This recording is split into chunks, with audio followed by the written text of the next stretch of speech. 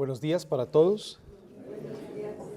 Yo le invito a abrir su Biblia en el libro de los Salmos, ahí de pie, libro de los Salmos, capítulo 42. Y voy a leer para usted la palabra del Señor. Salmo 42.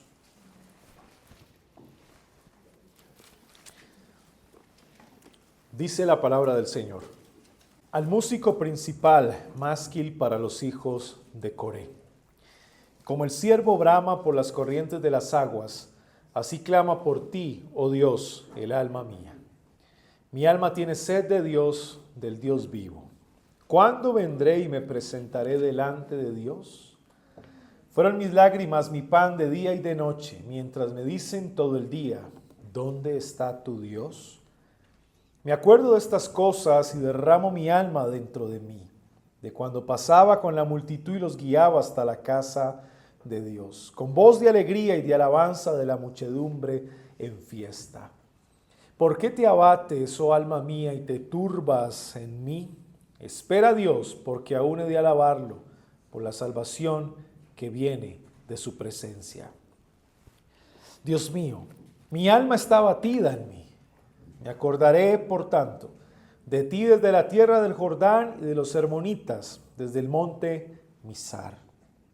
Un abismo llama a otro abismo a la voz de tus cascadas. Todas tus ondas y tus olas han pasado sobre mí. De día mandará Jehová su misericordia, y de noche su cántico estará conmigo. Mi oración al Dios de mi vida.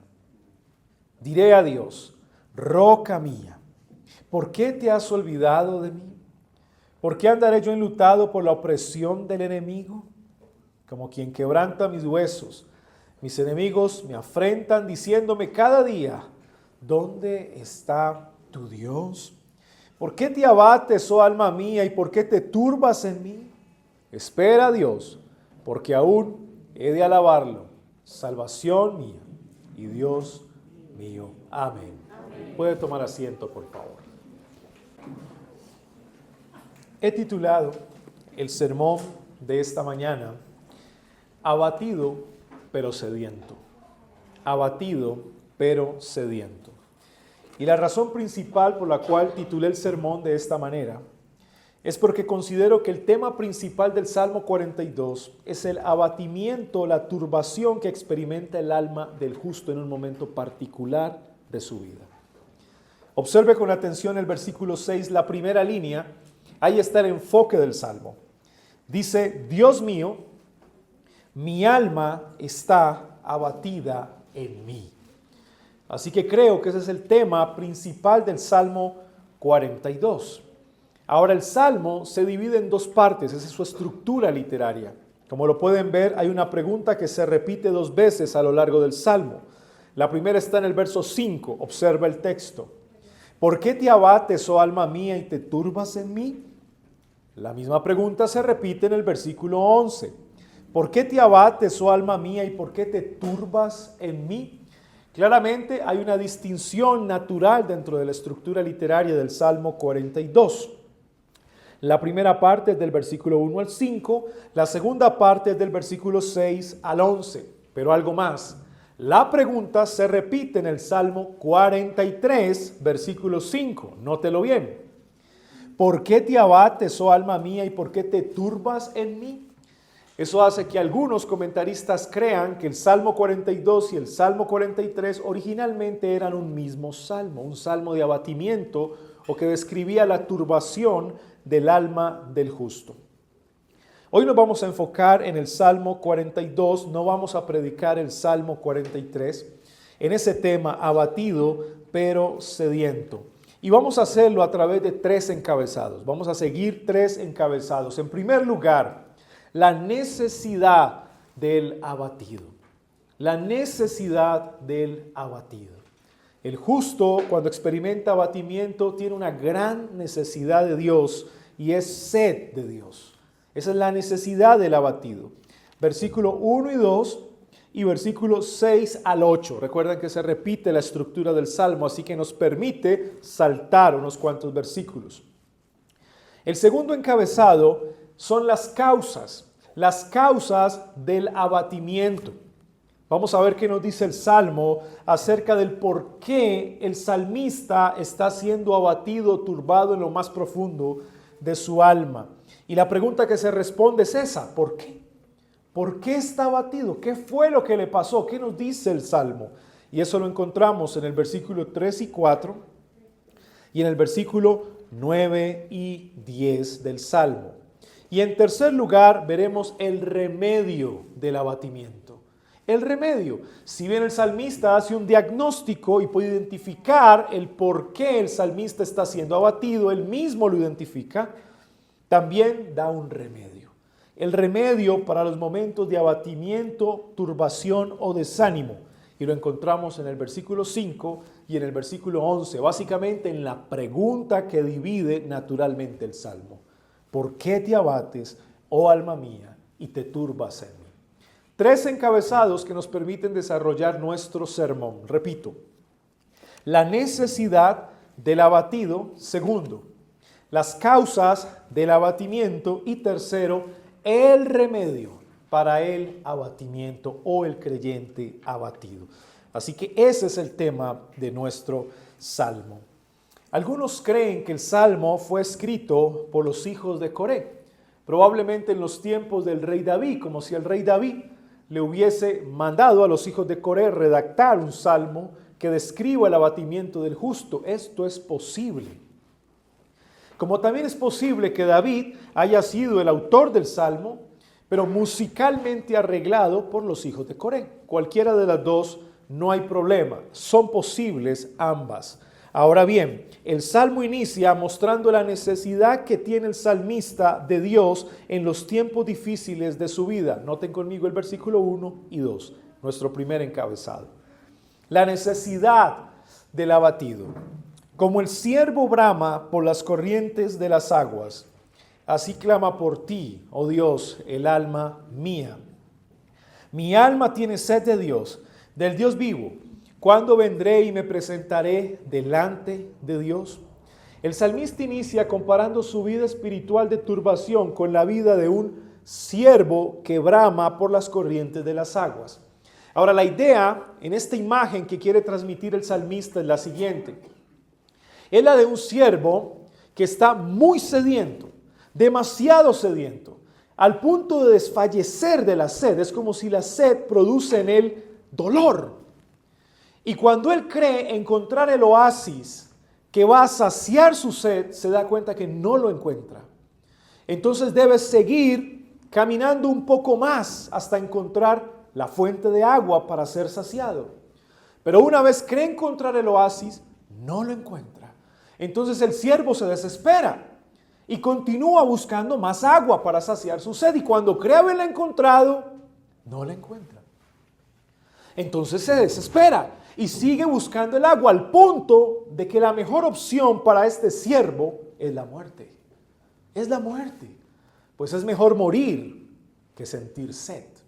Es mejor morir que sentir sed. Y una sed que no se puede saciar porque no hay agua. Así que en ese momento donde la opción para el siervo es la muerte, él brama. Ese es el contexto. El clamor del siervo es cuando la muerte es la mejor opción que tiene en los momentos más difíciles de su vida. Sin embargo, ahí, cuando brama para morir, encuentra el oasis. Esa es la imagen que el salmista transmite. Y es así como él se siente, sin duda, como un siervo sediento. La sed le produce angustia, dolor. La sed lo atormenta. Y es ahí donde él clama al Señor, a punto de desfallecer, quizá considerando en algún momento la muerte como su opción. El Señor aparece y lo sacia. Así que en medio del abatimiento, la turbación, el sediento es saciado por Dios. Encuentra al Señor como esa agua o esa fuente inagotable, ese oasis que sacia lo más profundo de su corazón. Esa es la comparación en el versículo 1, cuando dice así: clama por ti, oh Dios, el alma mía, comparando al Señor con el agua. Mi alma tiene sed de Dios, del Dios vivo. Contrasta como él se siente. Pareciera morir, no tener esperanza, como si la confianza hubiese desaparecido de lo más profundo de su corazón. La muerte es la mejor opción, pero de repente encuentra al Dios vivo. Cuando es saciado por Dios, el Dios vivo le da vida al que parece muerto. Esa es la idea. Esto nos comunica una idea dinámica. Dios es dinámico, Dios no está muerto, Él está vivo, Él está siempre ahí para saciar al sediento. Pero hay algo más en el versículo 2 que es muy interesante, la parte B, la pregunta que hace el salmista. ¿Cuándo vendré y me presentaré delante de Dios? Y aquí es cuando pareciera que sentir sed y ser saciado es un asunto meramente místico quizá para muchos. Yo soy saciado místicamente por Dios, no sé explicar cómo, pero lo soy. El salmista aterriza un poco más la idea. La pregunta que nos hacemos es, ¿qué tiene que ver el presentarse delante de Dios con ser saciado? Ahora, quiero decirle algo respecto a la palabra presentarse. Es una palabra que a lo largo del Antiguo Testamento describe a un creyente delante de la presencia especial del Señor. Dos cosas, o rindiendo cuentas o escuchándole a Él, al Señor, hablar. ¿Recuerdan Génesis capítulo 3 cuando el hombre peca? ¿Qué pasó? El Señor le pide cuentas al hombre después del pecado. Y dice que la presencia del Señor se paseaba al aire del día. El hombre estaba ahí, escuchando la voz de Dios y rindiéndole cuentas. Es la misma palabra que se utiliza en el tabernáculo cuando la presencia del Señor descendía de forma especial sobre esa casa y el sumo sacerdote se podía comunicar delante de Dios y representar al pueblo, porque esa era la labor del sumo sacerdote, representar al pueblo ante Dios. Es la misma palabra que se utilizó en los tiempos del templo cuando la presencia especial del Señor descendía sobre él. Entonces, la idea aquí es la siguiente: presentarse delante de Dios es ir a su casa. Eso es lo que el salmista comunica. La pregunta es, ¿cuándo vendré y me presentaré delante de Dios? En otras palabras, ¿cuándo volveré, Señor, a tu casa para que me sacies? La idea se está aterrizando un poco más, porque cualquiera pudiera pensar, ¿cómo soy saciado en medio del abatimiento? Y el salmista conecta el ser saciado con la casa de Dios. Tengan esa idea, por favor, ahí para que no se les vaya a escapar. Vaya conmigo al versículo 6 al 8. Noten la necesidad. Dios mío, mi alma está abatida en mí. En medio del abatimiento acude al Señor. Me acordaré por tanto de ti desde la tierra del Jordán y de los hermonitas, desde el monte Mizar. Él está muy lejos. El salmista está lejos de la casa de Dios. Miren cómo la idea se conecta. La pregunta del versículo 2, ¿cuándo vendré y me presentaré? ¿Cuándo volveré a ir a tu casa para que me sacies? Bueno, ya entendemos. Él está en la tierra del Jordán, en la tierra de los hermonitas, desde el monte Mizar, muy lejos de la casa de Dios, por alguna razón que no conocemos. No sabemos por qué está tan lejos de la casa de Dios, pero hay algo, el recuerdo. El recuerdo. Es como si los pensamientos de Dios persiguieran al salmista. Muy lejos de la casa de Dios, pero los pensamientos de Dios lo persiguen a él. Él no se puede olvidar de su Dios. Pudiera olvidarse de cualquier cosa, pero no me puedo olvidar de mi Dios. Los pensamientos de Dios están saturando su mente, solo queda el recuerdo. Un abismo llama otro abismo a la voz de tus cascadas. Todas tus ondas y tus olas han pasado sobre mí. Note el énfasis en el texto. Tus cascadas, tus ondas, tus olas. Es una descripción poética para comunicar la idea de que algo ha venido sobre mí para aplastarme, para hundirme, para ahogarme. Pero note, ¿quién envía la ola? ¿Quién envía las ondas? ¿Quién lo envía al abismo? Dios. Hay un reconocimiento de que el abatimiento que experimenta el salmista viene de Dios. Hermanos, el Señor da y el Señor quita. No es la vida la que da, no es la vida la que quita. La vida me ha tratado muy bien en este día. No es la vida. No personifique un concepto como la vida. No lo personifique. La vida me quitó mi hijo. No es la vida. Dios te lo quitó. La vida me quitó todo lo que tenía. No. Dios te lo quitó. No es la vida, es Dios. El salmista está empezando a entender que la situación difícil que está experimentando proviene de Dios. No del destino, no de la vida, no de la casualidad, sino de Dios. Tus abismos, tus ondas, tus olas han pasado sobre mí. Tú me has traído hasta aquí. Tú has decidido turbarme y afligirme y abatirme. Tú. De día mandará Jehová su misericordia y de noche su cántico estará conmigo. Mi oración al Dios de mi vida. Aquí hay una idea muy interesante y es hermosa esto. Esta idea es muy hermosa. Porque el salmista expresa su necesidad delante del Señor reconociendo ahora que él ya no puede hacer lo que hacía. Cuando veamos las causas del abatimiento, vamos a entender que el salmista cumplía una función especial en la casa de Dios. Al parecer, él era el encargado de alabar al Señor con el pueblo, de guiar al pueblo en la alabanza hasta que entraran en la casa de Dios. Pero ya no está en la casa. Está lejos de la casa, ya no puede ir, ya no puede cantar, ya no puede hacer lo que hacía, ya no puede alabar a Dios con el cántico, pero él dice, Dios me canta a mí.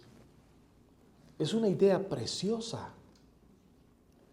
Ya no puedo cantarte, pero escucho tu cántico como si estuvieras conmigo. ¿Ven lo que está ocurriendo? ¿Recuerdan cuando David le dijo al Señor, yo te quiero preparar casa? Y el Señor le dijo a David, no, tú no me vas a preparar casa. No, yo te voy a preparar casa a ti.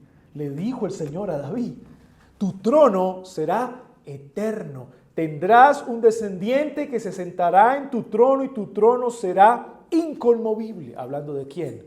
De Jesús. El Señor le hizo casa a David, no dejó que David le hiciera casa al Señor. Aquí, en medio de la aflicción, el Señor no permite que le cantes. Él te canta. Es bien poético, pero bien interesante. Por eso el salmista tiene a su mejor aliado en medio de la aflicción, la oración. La oración es su aliado. Mire cómo termina el versículo 8. Mi oración al Dios de mi vida. He ahí la necesidad de Dios. La sed del abatido delante del Señor. La oración es mi aliado. Es lo único que tengo en los momentos de abatimiento, de turbación o de tristeza. Simplemente levantar mi voz, bramar como el siervo delante de su presencia y saber que Él me oye.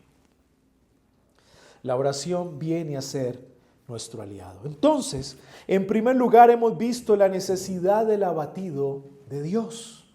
Él necesita intensamente a Dios en los momentos de abatimiento y turbación. Pero, ¿por qué está abatido? ¿Por qué está abatido el salmista? Y eso nos lleva al segundo encabezado, las causas del abatimiento. Versículo 3 y 4. Ahora él va a identificar el por qué está viviendo lo que está viviendo. Es como si hiciera un diagnóstico de su vida espiritual. Versículo 3. Fueron mis lágrimas mi pan de día y de noche, mientras me dicen todo el día, ¿dónde está tu Dios? Notan, hay una persona o varias personas que le están recordando continuamente, ¿y tu Dios? Miran la vida del salmista, lo ven abatido, afligido y le dicen, ¿y tu Dios? ¿Les parece familiar esa pregunta? Si tan solo pudiera señalarlo, si tan solo pudiera hacer una imagen de mi Dios, pero no puedo. ¿Cómo les hago entender que mi Dios es un Dios de vivos y no de muertos, y que Él está conmigo, que Él me canta en los momentos de angustia, que yo le hablo y Él me oye? Pero ¿cómo les explico que es real cuando no puedo señalar? Recuerden, la casa del Señor para los judíos de alguna manera representaba el lugar de la morada, de la presencia especial del Señor. Pensemos, si hubiese un lugar donde el salmista pudiese señalar la presencia de Dios, sería el tabernáculo, la casa de reunión. Diría, por lo menos ahí en el arca reposa su presencia. Pero hermanos, no hay casa. Él está lejos, por la tierra del Jordán, donde están los hermonitas, desde el monte Mizar. Está lejos, no tiene dónde señalar. Aquí encontramos el abatimiento del salmista desde el ambiente hostil de sus enemigos. Esa es la primera razón. La causa del abatimiento, en primer lugar, es el ambiente hostil. La hostilidad de sus enemigos. Aquellos que se burlan de él en los momentos más difíciles de su vida. Aquellos que lo cuestionan su fe, que le preguntan todo el tiempo, ¿y tu Dios al que tú oras, al que supuestamente crees, en el que supuestamente confías, dónde está? Ambiente hostil lo abate. No puede responder la pregunta como él quiere responderla, porque está lejos de la casa de Dios. Eso lo abate, lo turba, lo entristece. Ambiente hostil. Mire que lo encontramos en el versículo 9 al 10, el mismo ambiente hostil. Diré a Dios, roca mía, ¿por qué te has olvidado de mí? ¿Sabe por qué pregunta él eso? Porque él no tiene cómo responderle a sus enemigos cuando le preguntan dónde está su Dios. No tiene cómo responder. Por momentos, aparentemente se siente solo, abandonado por Dios. ¿Usted ha sentido en algún momento de su vida que quisiera defender a Dios? Cuando cuestionan, cuando atacan, usted quisiera defender a Dios. Pero ese es el punto. Dios no necesita que tú lo defiendas. Ese es el punto. Tarde que temprano el Señor traerá justicia retributiva a aquellos que cuestionan y blasfeman su nombre. Tarde que temprano Él los va a castigar. Así que Él no necesita que tú y yo lo defendamos. Nos vamos a sentir impotentes. Pero Él no lo necesita. Lo que necesita es que en medio del ambiente hostil confiemos en Él, en que Él hará. Aparentemente se siente abandonado por Dios. ¿Por qué andaré yo enlutado por la opresión del enemigo? Miren el ambiente hostil. El enemigo me oprime y tú no estás. Ellos cuestionan mi fe y tú no estás, Señor. Y estoy lejos de tu casa. No puedo hacer lo que hacía antes. Como quien quebranta mis huesos en momentos de enfermedad, mis enemigos me afrentan diciéndome cada día, la pregunta de ambiente hostil, ¿dónde está tu Dios? Pronombre interrogativo que describe el lugar. ¿Dónde? ¿Dónde? Bueno, esa es la primera causa, ambiente hostil. El ambiente hostil trae abatimiento al corazón del creyente. 2, segunda causa, versículo 4. Me acuerdo de estas cosas y derramo mi alma dentro de mí. ¿De qué se acuerda el salmista? En ese momento el recuerdo lo atormenta. ¿Pero por qué lo atormenta el recuerdo? Cuando pasaba con la multitud y los guiaba hasta la casa de Dios, pasado, pasado, pasado. Ya no lo puede hacer. Mire lo que él hacía. Pasaba con la multitud, guiaba a la multitud hasta la casa de Dios con voz de alegría, de alabanza en la muchedumbre, en fiesta. Al parecer el salmista era como un director de la comunidad en temas de alabanza, de voces, de cánticos, como un director musical. Era un adorador oficial dentro de los tiempos del reinado de David. Ahora, él hacía eso. pero por una razón que no conocemos ya no lo puede hacer, porque está lejos en la tierra del Jordán, de los hermonitas, desde el monte Mizar, lejos de la casa de Dios, ya no puede estar con la multitud, guiar a la multitud a la casa de Dios, ya no hay voz, ya no hay de alegría, ya no hay alabanza, ya no hay muchedumbre, ya no hay fiesta, ya no hay nada.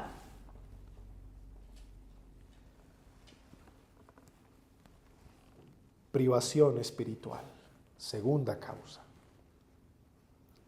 Cuando el Señor por alguna razón priva nuestra vida espiritual, de repente ya no puedo hacer lo que antes hacía.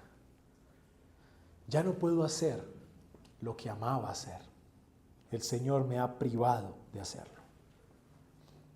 Él me dio dones, me dio talentos, me dio habilidades, pero ya no puedo servirle como lo hacía antes. Estoy privado. Eso es pasado. La privación espiritual trae abatimiento al corazón del creyente. Yo canté, yo prediqué, yo enseñé, yo evangelicé, yo hacía esto, yo organicé. Pasado, pasado, pasado. Pero por alguna razón en mi presente ya no lo puedo hacer. Eso trae tristeza y abatimiento al corazón. Eso es lo que lo atormenta a él. Señor, quiero hacer lo que amaba hacer, pero ya no lo puedo hacer. Estoy lejos de tu casa. Privación espiritual, dos causas para el abatimiento. Ambiente hostil y privación espiritual. Sin duda, ambos traen gran tristeza al corazón de un creyente. Traen abatimiento, turbación y tristeza. Esas son las causas del abatimiento en el salmista. Por eso yo no creo, hermanos, que el salmista esté experimentando algo así como depresión. No, yo no creo eso. Aparte, el término depresión es psicologizar la exégesis del pasaje. Es como si a la hora de interpretar el texto yo tuviera la necesidad de utilizar una semántica de la psicología para entender mejor el texto. No, eso no es necesario.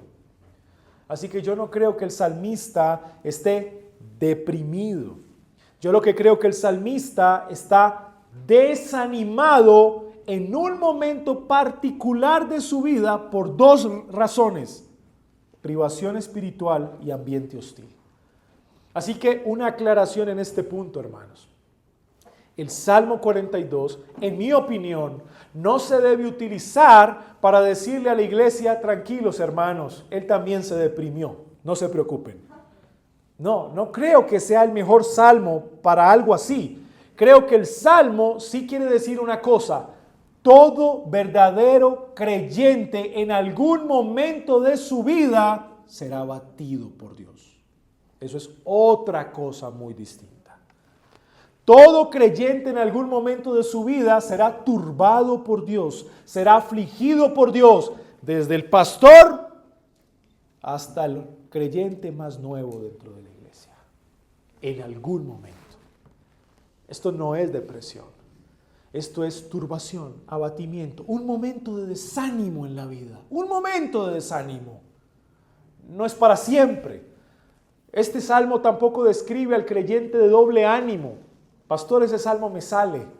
Yo duro 6 meses animado y 6 meses desanimado. Así como el salmista. No. Este salmo no describe la vida de doble ánimo que tienen muchos creyentes inmaduros, que nunca crecen. No, este salmo, creo yo, no habla de un creyente inmaduro en la fe. Por el contrario, el salmista es un creyente maduro en la fe. Es un justo que no ha dejado de creer en el Señor, pero que está siendo probado en un momento particular de su vida y en medio de la prueba está luchando para no desanimarse, para no dejarse llevar por el desánimo. Es una batalla interior muy fuerte. Bueno, tenemos las causas. ¿Y cuál es el remedio? Versículo 5 y versículo 11. Tercer lugar, tercer encabezado. El remedio para el abatimiento. Mire lo que dice el versículo 5 y 11. 2 preguntas. ¿Por qué te abates, oh alma mía, y te turbas dentro de mí? Ahora, note que la pregunta ya no tiene el propósito de encontrar las causas del abatimiento, de la turbación, porque Él ya las conoce. ¿Se dieron cuenta que en el versículo 3 y 4 y los versículos 9 y 10, Él ya describió las causas? O sea que la pregunta no tiene como propósito saber por qué estoy siendo abatido, Señor. No, ya Él sabe por qué. Ambiente hostil, privación espiritual. La pregunta tiene otro propósito. Una vez sé por qué estoy siendo abatido, es mi deber despertar mi alma en medio de la prueba. O sea, la pregunta es para Él mismo, para su propia alma. ¿Por qué te abates, oh alma mía? Es una pregunta que se hace en un momento complejo de su vida. ¿Por qué te abates, oh alma mía? Despierta. Cuando parece no responder. Esto le llamamos autopredicación. El salmista se está autopredicando la palabra. Se está recordando a sí mismo lo que el alma debe hacer. Leímos un salmo, Salmo 103. Alma mía, bendice al Señor y no olvides ninguno de sus beneficios. ¿De qué trata el Salmo 103? El salmista recordándose a sí mismo que debe evitar el pecado del olvido. Eso es el Salmo 103. Él no quiere caer en el pecado de olvidar lo que Dios ha hecho por él. Así que se recuerda a sí mismo, se autopredica continuamente de lo que Dios ha hecho en su vida para no caer en el pecado del olvido. De eso trata el Salmo 103. Bueno, es la misma metodología que utiliza el salmista. Autopredica, se autopredica. Mis hermanos, si hay alguien que necesita aquí la predicación, es usted, por usted mismo. Por usted mismo. ¿Quién predica su alma antes que el pastor? Usted mismo. Usted es predicador de usted mismo. Usted se tiene que autopredicar el evangelio a usted mismo todo el tiempo. Cuando usted no se autopredica el evangelio, está pisando un suelo peligroso, muy peligroso.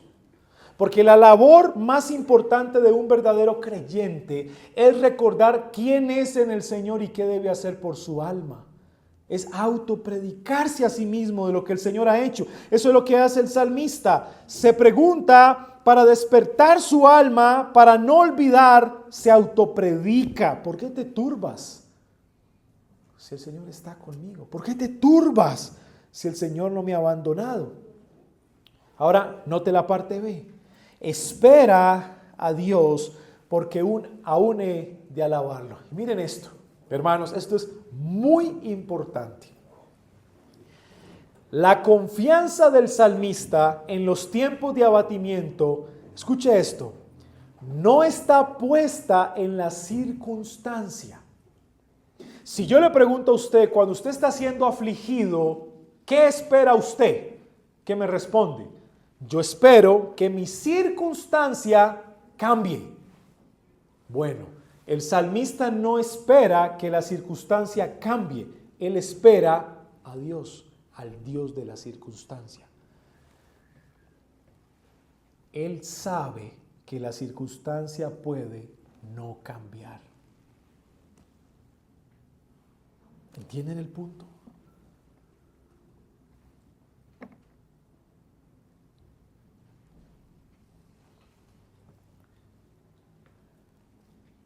Puede que no me sane.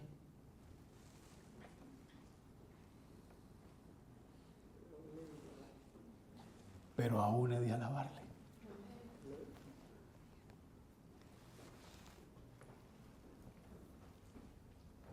Puede que no sane a mi hijo. Pero aún he de alabarle. Puede que no me regrese lo que un día tuve, pero aún he de alabarle. Ese es el punto. O sea, aquí hay una aceptación tremenda de la soberanía de Dios. El texto no dice, espero en la casa de Dios, espero en hacer lo que hacía, espero cantar, espero esto, lo que hacía antes, mi oficio, en fin. El texto dice, espera a Dios. La esperanza de un verdadero creyente no está puesta en la circunstancia. Dios puede cambiar las circunstancias cuando Él quiere y como Él quiere. Por eso yo no pongo mi esperanza en las circunstancias, sino en el Dios de la circunstancia. Mientras la circunstancia pase, cambie o no cambie, ¿qué hago yo? Aún he de alabarlo. Un corazón que alaba al Señor en todo tiempo. Entonces el remedio en medio del abatimiento, primero, la autopredicación. Yo tengo que autopredicarme el Evangelio todo el tiempo. Segundo, llena tu boca de gratitud y de alabanza. Llena tu boca de gratitud y de alabanza. Hermanos, es mucho más fácil quejarnos. Y recuerde algo, y esto es una cadena. Esto es una cadena. El pecado del olvido trae consigo ingratitud. Y la ingratitud, queja. Es la cadena. ¿Dónde arranca? En el olvido. Cuando yo olvido lo que el Señor ha hecho por mí hasta el día de hoy, por la circunstancia que estoy viviendo. ¿Recuerdan lo que el Señor le dijo a Adán y Eva en el huerto del Edén? De todo árbol podrás comer, menos de uno, del árbol de la ciencia del bien y del mal no comerás, porque el día que él comieres ciertamente morirás. Pero hermanos, tenían todo para comer. Pero ¿cuál es la idea detrás de la tentación? Me privaste de comer de los frutos. No, solo de un árbol. ¿Qué pasa en nuestras vidas? El Señor nos lo ha dado todo. Nos ha bendecido, nos ha guardado, ha sido fiel con nosotros, ha bendecido nuestra familia. Nos ha sostenido hasta este día, ha sido firme con nosotros, ha sido fiel, bueno. Y vivimos una aflicción y se nos olvidó todo lo que Él ha hecho por la aflicción del momento. De todos los árboles podemos comer menos de uno. Nos privaste de comer de todos. No. Solo uno. El salmista entiende que debemos combatir el pecado del olvido con alabanza. Palabras de gratitud y palabras de alabanza. Mientras vivo mi prueba. Mientras cruzo mi desierto, mientras sufro mi abatimiento, le doy gracias a Dios y lo alabo. Entonces, ¿qué hemos visto? Hemos visto la necesidad en el abatimiento de Dios, solamente Él puede saciarnos. Hemos visto dos causas que producen abatimiento y turbación: ambiente hostil por un lado y privación espiritual por otro lado. Pero hemos visto el remedio para el abatimiento, la autopredicación, número 1, y las palabras de gratitud y de alabanza, número 2. Espera en Dios, porque aún he de alabarlo. ¿Qué le parece si yo le digo en esta mañana que nuestro Señor Jesucristo sabe de qué estamos hablando? ¿Qué le parece eso? ¿Cómo le suena eso? Él sabe de qué está hablando el Salmo 42. Él sabe lo que experimentó el salmista. Él sabe eso. Vaya conmigo a Juan capítulo 12. Juan capítulo 12.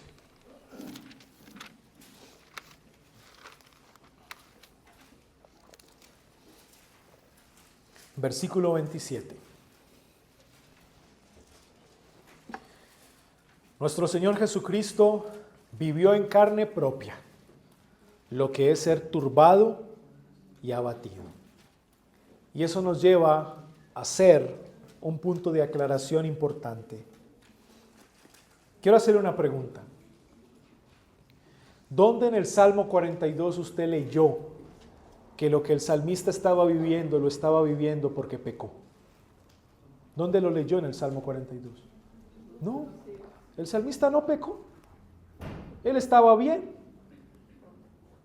Creía en el Señor, pero el Señor decidió abatirlo. No porque él hubiese pecado, no es consecuencia de un pecado cometido. Soberanamente el Señor quiso abatirlo. Eso es muy importante entenderlo. Ahora, mire lo que Jesús dice en Juan 12, 27. Ahora está turbada mi alma. El mismo lenguaje del Salmo 42. Está turbada mi alma. ¿Y qué diré? Padre, sálvame de esta hora, pero por esto he llegado a esta hora. Si había algo que turbaba el alma de Cristo, era lo que iba a ocurrir un tiempo después. ¿Qué era lo que iba a ocurrir un tiempo después? Nuestro Señor Jesucristo iría a una cruz, experimentaría la ira de Dios. ¿Entienden eso, hermanos? El Hijo de Dios. Yo le hago una pregunta a usted en esta mañana. ¿Acaso el Padre, el Hijo y el Espíritu Santo no son perfectamente gloriosos en sí mismos?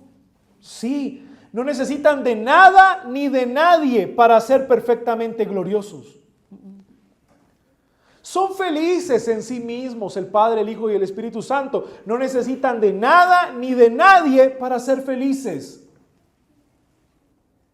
No dependen de nada ni de nadie. Ellos son suficientes en sí mismos, son felices en sí mismos. Son perfectamente gloriosos en sí mismos. No crea mentiras que le dicen por ahí. Dios necesitaba crearnos. No, Él no necesitaba crearnos. Él nos creó porque Él quiso, porque Él diseñó un plan voluntario. Ahora, si son perfectamente gloriosos, perfectamente felices en sí mismos, suficientes en sí mismos,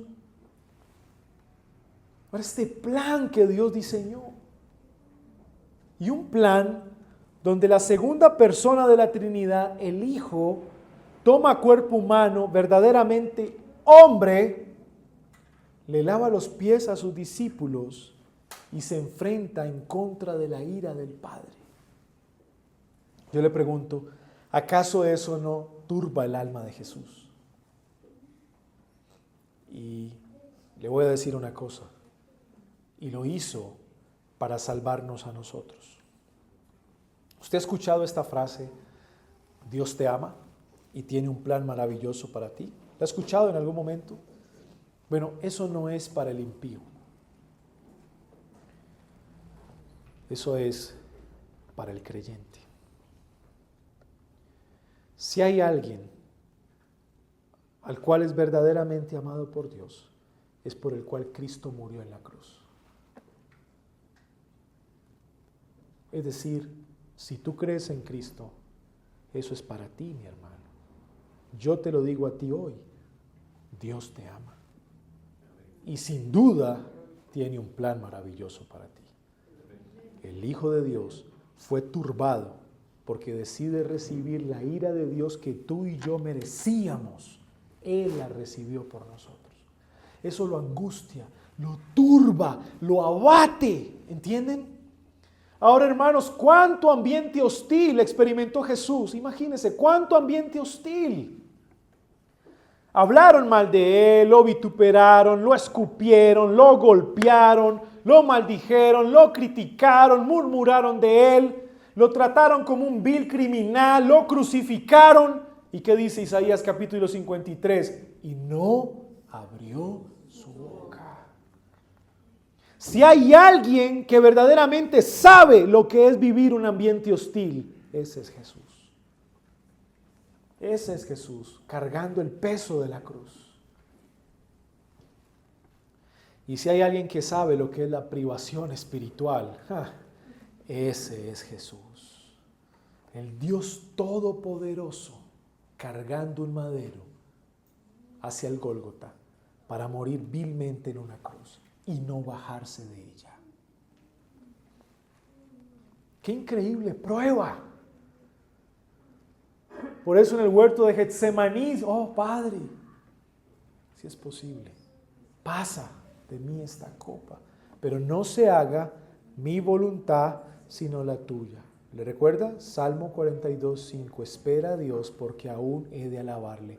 Aunque la circunstancia no cambie, que se haga tu voluntad, no la mía. ¿Sí? La esperanza del Hijo estaba puesta en el Padre, no en la circunstancia de la cruz. Él es nuestro máximo ejemplo de abatimiento y turbación, sin duda alguna, es nuestro Señor Jesucristo. No estaba deprimido, como el mundo llama depresión. Él estaba abatido, como cualquier verdadero creyente lo puede estar alguna vez en su vida. Querido hermano, ya usted sabe, hay muchas causas para estar abatido, pero el Salmo por lo menos nos enseñó 2. ¿Qué haces cuando tu familia cuestiona a Dios? ¿Qué haces cuando tu esposo incrédulo, tu esposa incrédula, tus hijos incrédulos cuestionan a Dios todo el tiempo? ¿Qué haces? ¿Qué haces cuando te levantas un día como hoy, feliz y gozoso para ir a la casa del Señor, pero antes de salir de tu casa escuchas que tu familia te ataca, te critica, es hostil con el Evangelio, con la iglesia, con el Señor? Tú quisieras que eso no ocurriera. Tú quisieras que toda tu familia estuviera aquí contigo, sentado aquí escuchando su palabra, pero no pasa. Hay quienes tienen ese privilegio, pero no todos lo tienen. ¿Qué haces? ¿Cómo vas a lidiar con ese ambiente hostil de tu casa, en tu trabajo? ¿Y qué pasa cuando el Señor te quita algo que tú amas? Te priva de algo. ¿Cómo vas a responder? Miren, hermanos, muchos sirvieron al Señor muchos años y ya no lo pueden hacer. Muchas personas conocimos muy fuertes físicamente, sufren una terrible enfermedad y ya no es el mismo hermano, la misma hermana que conocíamos. Ya es un hermano enfermo, débil, dependiente. Ya no llega temprano como solía llegar. El primero que llegaba a la iglesia para organizar las sillas, para limpiar. Ya no, ya está enfermo, debilitado. Solo queda el recuerdo en su mente de cómo lo hizo un día con el amor en que lo hizo. Pero el Señor ya no se lo permite. ¿Cómo respondes ante eso? Muchos fueron maestros y predicadores en iglesias. Ya no lo son. Ya no lo son. Están experimentando una frialdad espiritual tremenda hoy. No parecen ese siervo o esa sierva de Dios de antes que servía con amor y pasión. Ya no lo es. Ya ese tiempo pasó. ¿Cómo lo afrontas? ¿Cómo lo asumes? Hermanos, ¿qué aprendimos en esta mañana? 2 cosas. ¿Qué debes hacer? Autopredícate continuamente el Evangelio. Agradece y alaba a Dios. Eso es lo que hay y es suficiente para nosotros. Autopredícate el Evangelio. ¿Quién es el principal predicador de tu alma? Tú mismo. Tú mismo eres el principal predicador de ti mismo. Tú mismo. Predícate el Evangelio y agradece y alaba a Dios. Si aquí hay alguien que ha venido por primera o segunda vez, déjeme decirle algo. Querido amigo, usted arrastra una sed tremenda. Usted arrastra una sed tremenda. Y esa sed lo atormenta, lo angustia. Y es como un ciervo, tratando de buscar un oasis donde saciarse, pero no lo encuentra, no lo encuentra, no lo encuentra, no lo encuentra. Y es probable que en algún momento de su vida usted haya considerado la muerte como su salida. Pero yo le digo, querido amigo, en esta mañana, hoy has encontrado el oasis. Hoy has encontrado la fuente que salta para vida eterna, la fuente de agua. Hoy la has encontrado. No la rechaces, no la desprecies, porque seguro que si rechazas hoy el venir a esa fuente de agua que salta para vida eterna, morirás en el camino. La sed te atormenta, morirás en el camino. Querido amigo, espiritualmente estás muerto. Ven al agua de vida. Solamente Cristo te puede saciar. No desaproveches la oportunidad hoy de beber de ella. El Señor te la está ofreciendo. Toma de ella y sáciate. Solo Cristo te puede saciar. Y sabes, el Señor te ha probado mucho. Pero como tú no sabes cómo responder ante la aflicción, estás hundido en un lodo. Pero el Señor te dice en esta mañana, si confías en Él de todo corazón, Él será tu sustento y tu fortaleza en los tiempos de crisis. Querido amigo, tendrás esperanza. No andas por ahí sin esperanza, tendrás esperanza. Ven a Cristo. Recuerden, hermanos, abatidos, pero sedientos. Padre nuestro, en el nombre de Jesús, en esta mañana te damos gracias por tu palabra y gracias por permitirnos leerla, aprender de ella, escudriñarla, profundizarla y amarla. Síguenos ayudando en medio de esta realidad, del ambiente hostil y de la privación espiritual. Síguenos ayudando a responder conforme a ella, autopredicándonos y llenando nuestra boca de gratitud y de alabanza. Te lo pido, Señor, en el nombre de Jesús. Amén.